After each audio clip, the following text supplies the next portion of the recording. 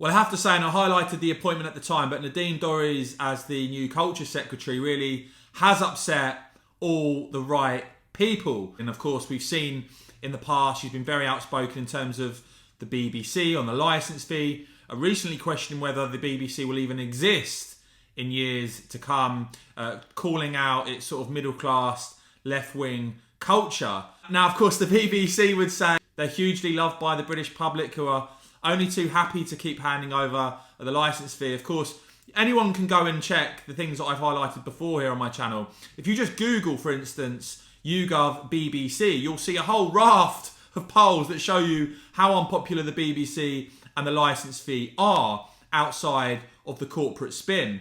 For instance, 2/3 of the country think the BBC licence fee is unfair. I mean, how that can possibly be sustainable, where 2/3 of the country doesn't think the way the BBC is funded is fair, and we'll have to see how radical the government are on this. One thing's for sure, we're seeing reports now that not just when it comes to BBC, but perhaps Channel 4 as well, a shake-up is coming, long overdue, you might think. Personally, I watch very little of either now, but I think the BBC licence fee is a complete and utter relic. But look, Nadine Dorries said to be not best pleased, according to a Sunday Times report. Of course, she's overseeing negotiations between the government and the BBC when it comes to the licence fee, with Dorries reported to have issued the BBC with an ultimatum about bringing forward reforms to address bias and elitism. I mean, from my point of view, and let me know if you agree with this or not, I think the BBC is about as reformable as the European Union. You can waste huge amounts of time and effort trying to bring about sort of this reform they keep talking about. I mean, from the stuff I've seen,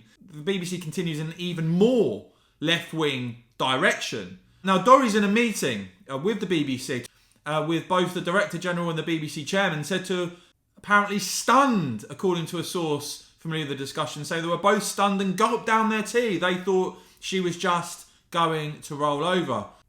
With an ally of Dorries quoted as saying, she is fed up of seeing Newsnight and the Today programme leading their bulletins on the stories which make the front page of The Guardian. She thinks there should be much more transparency. Of course, this has shaken some people at the BBC we've got one veteran BBC insider, for instance, quoted in this story briefing. They're obviously a bit worried that there may be some genuine change coming.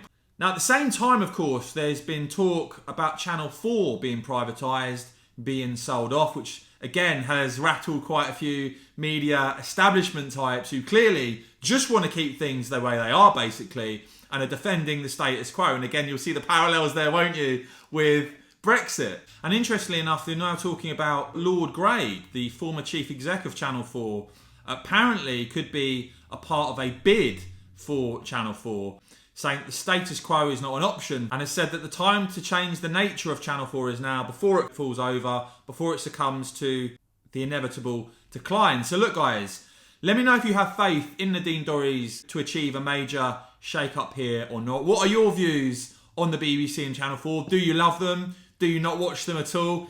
Do let me know in the comments below, guys. And as ever, do make sure you've hit subscribe and the bell here on my channel, as I keep bringing you all the very latest. And of course, thanks for watching.